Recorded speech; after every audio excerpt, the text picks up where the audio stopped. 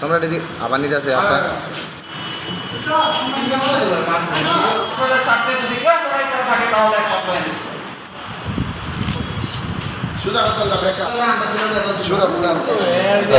আপনারা জানেন যে গত বেশ কিছুদিন আগে কৈলাসহর রামকৃষ্ণ মহাবিদ্যালয়ে দুইজন তিপ্রাসা ছাত্রকে যেরকমভাবে পুলিশ প্রশাসনের সামনে হকি স্টিক নিয়ে বিজেপির নামধারী ছাত্র সংগঠন যেরকমভাবে দুইজন তিপ্রাসা ছাত্রের উপর আক্রমণ করেছে তার তীব্রভাবে নিন্দা করছে। এবং আপনারা অবগত আছেন যে গতদিন আমরা কৈলাসহরে ত্রিপুরা প্রদেশ এনএসইউ পক্ষ থেকে আমরা বিশাল আন্দোলন করেছি। যারা বহিরাগতরা আছে, যারা আমাদের তিপ্রাসা দুজন ছাত্রকে আক্রমণ করেছে তাদেরকে অবিলম্বে গ্রেপ্তার করতে হবে এবং এই ছাত্রকে যেরকমভাবে বেদরকভাবে আক্রমণ করেছে সেটা আমরা ত্রিপুরা প্রদেশ এনএসইউ পক্ষ থেকে সেটাকে কিছুতেই মেনে নিতে পারছি না। শুধু কৈলাসহর রামকৃষ্ণ মহাবিদ্যালয় না, সারা ত্রিপুরা রাজ্যের প্রত্যেকটা কলেজের মধ্যে বিজেপির নামধারী ছাত্র সংগঠন যেরকমভাবে সন্ত্রাস চালাচ্ছে, যেরকমভাবে আক্রমণ করছে সেটার আমরা তীব্রভাবে নিন্দা করছি। বিরোধী দলের ছাত্র সংগঠনকে যেরকমভাবে আক্রমণ করানো হচ্ছে কলেজের মধ্যে, সবার গণতান্ত্রিক অধিকার আছে প্রতিবাদ করার, কথা বলার, ছাত্রদের স্বার্থে লড়াই করার, তাই বলে কলেজের মধ্যে আক্রমণ করবে, স্কুলগুলিতে সন্ত্রাস করবে, সেইগুলি কি চলছে রাজ্যের মধ্যে অরাজকতা।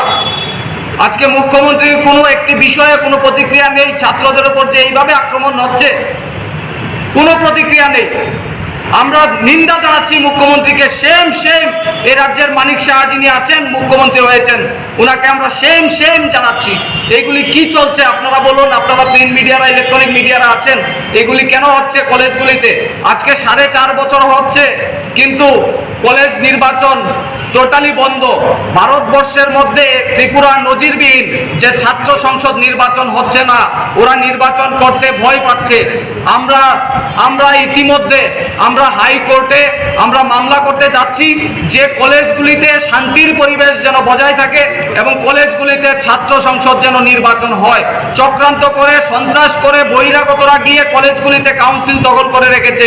এইগুলি কেন হচ্ছে আপনাদের মাধ্যমে আমরা বলতে চাই এবং আমরা বলবো যে আমরা এই কিছুদিনের মধ্যে আমরা হাইকোর্টের দ্বারস্থ হচ্ছি যে অবিলম্বে যেন ছাত্র সংসদ নির্বাচন করানো হয়। এবং আপনারা অবগত আছেন যে আপনারা দেখছেন সারা রাজ্যে ছাত্রছাত্রীরা আন্দোলন করছে। বিষয় কি?